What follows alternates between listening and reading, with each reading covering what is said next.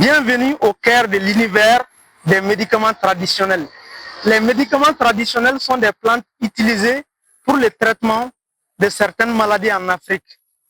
Ici, dans cette forêt classée de Faya, située sur la route de Sibi, à près de 30 km de Bamako, nombreuses sont les femmes qui viennent cueillir ces plantes curatives pour les revendre au marché de Djikourni Para.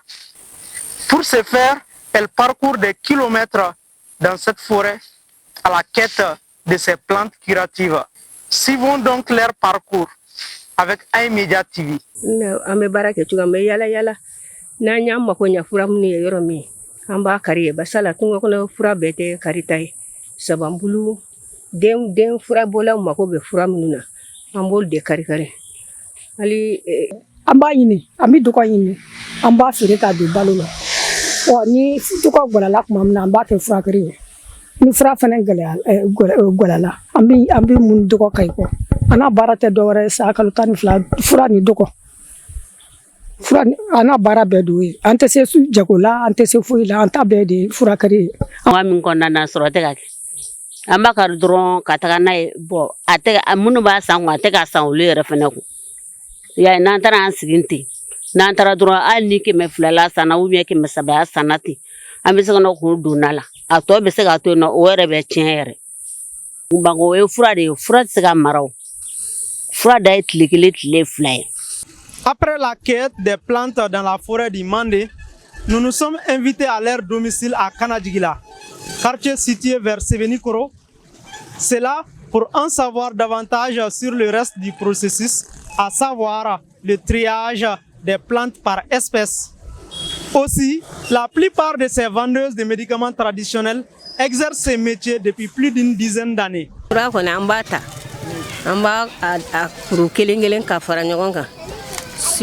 simini bulu ame simini de tege o de be ka fuye ka siri dondoni ka ke kuruye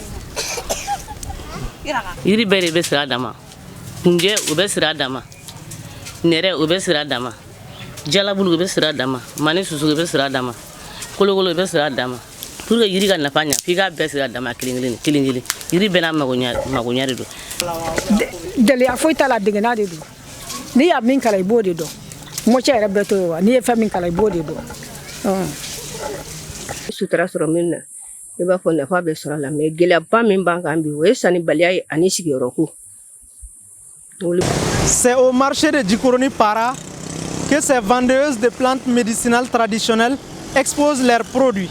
Entre mévente et prix dérisoire, ce sont les tradithérapeutes qui engrangent le plus de bénéfices dans ce commerce. Amita furablu gari kungo wono kana firi bo furante furagle ngara nay miso dumna amno de firi amba firi mo man nan tan sabata ambe anguru ke an won teddi tay mo buna anguru ka ta firi gela yere de banga namata kungo ta furablu ngari gana firi ante dumnge dem sonu ba mulu an sutu unte alindu abe sanjul bo ambe kungo no bara na gela yere de banga na woni de men sura kon ka dai nunu ne beta kari gana kana damo mais anu uba kalan otekele nya kalan Avram Manouche, oye olia kardi, oli beta kardi. Mega doko ni neveni ke oron danfaraba anouche. Oye kalan oroy. Oli beta kardi, menu ya kalan. Abu nafa, abe mouere nafa. Au Mali, il ressort des études que 80% des personnes font recours en premier lieu à la médecine traditionnelle. Cependant, certains patients n'hésitent pas à combiner à la médecine moderne des traitements traditionnels, comme le cas de Madou Traoré et M. Djabi, patient rencontré chez Djenebou Traoré, tradithérapeute très sollicité au marché de Djikourni Para. Quand on a dit que là, bon, ma faga a fait un fracas quoi. Dans 5 000. Quand on a dit que bala, Fourdin fona bala. Awa d'autres frères bembolo.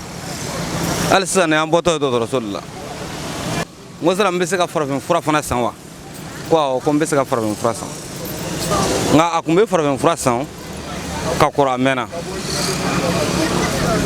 bo diabète ni tension ni ko ni be ka fra utawla ave marché là mais akoni te ban ba ave no ya tuma do la mais moko ikana isigite imo frata o mai donc banani sisan adigile mena a bɛ jiginna n sen na n kɔ yɛrɛ la n kɔ ni n sen o bɛɛ bɛ ka dimi bon ani sugunakɛ sufɛ a tɛ ban bon n nana farafin fura de ɲini barisa u ko farafin fura fɛnɛ o ko o bɛ dɔ ɲɛ a la. N nana tulu dilan de la n den quoi sutulu a ka ɲi trop ne b'a mun den na a bɛ den kɛnɛya et puis a ka banamisɛnnin tɛ caya a b'a bonya hali ni ye seere sɔrɔ a tɛ jɔ i den kan quoi a tɛ den nɔgɔsi a tɛ fosi kɛ i bɛ sin d'a ma très bien même. Farafin fura n'i y'a tobi i bɛ dɔ ta bɔli na sɔgɔma k'a min ka dɔ ta bɔli na wula fɛ k'a min k'a fɔ k'a dosi ye tan a dosi tɛ tan o bɛɛ y'a dɔn gositɔ de i b'a min k'i kɔnɔ fa la a b'i ka bana gɛn ka bɔ i kɔ pewu. Ne bɛ situlu dilan ka denmisɛnninw mu a la walahi ni farigan ye denmisɛnnin min ɲaga ka ɲaga ni ne y'a sama n'a ye a bɛ se ka tile 3 kɛ a y'a sinɔgɔ.